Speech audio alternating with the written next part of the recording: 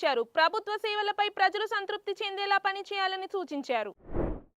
Driver వీధి సుబ్రహ్మణ్యం హత్య కేసులో వైసీపీ ఎమ్మెల్సీ అనంతబాబు బెయిల్ను రద్దు చేయాలన్న పిటిషన్పై రాజమహేంద్రవరం న్యాయస్థానం తీర్పు వాయిదా వేసింది.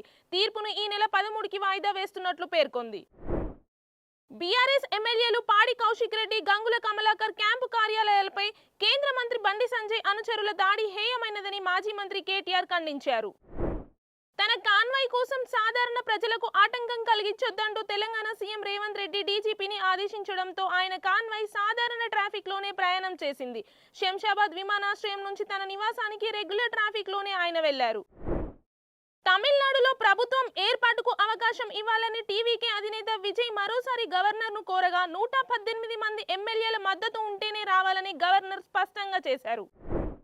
మమతా బెనర్జీ అధ్యక్షతన జరిగిన టీఎంసీ కీలక సమావేశానికి ఆ పార్టీకి చెందిన 11 మంది ఎమ్మెల్యేలు గైహాజరు కావడం రాజకీయ వర్గాల్లో తీవ్ర చర్చనీయాంశంగా మారింది. హర్ముద్ జలసంధి గుండా వాణిజ్య నౌకల రాకపోకలకు ఆటంకం కలగకుండా చూడాలనే అంశంపై అమెరికా మరియు ఇరాన్ మధ్య కీలక ఒప్పందం కుదిరినట్లు సమాచారం. సౌదీ అరేబియా తమ గగనతలాన్ని ఉపయోగించుకునేందుకు అనుమతి నిరాకరించడంతో హర్ముద్ జలసంధిలో నౌకలకు రక్షణగా ఇచ్చే సైనిక కాన్వాయ్లను అమెరికా అధ్యక్షుడు ట్రంప్ తాత్కాలికంగా నిలిపివేశారు. వినోదాత్మక వెబ్ సిరీస్ తిమ్మరాజుపల్లి టీవీ ప్రముఖ ఓటీటీ ప్లాట్ఫామ్ ఆహాలో మే 15 నుంచి స్ట్రీమింగ్ కు సిద్ధమైంది.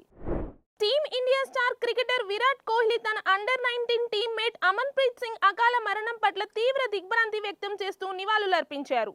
Please subscribe to the channel and download the Politicos app from the links in the description.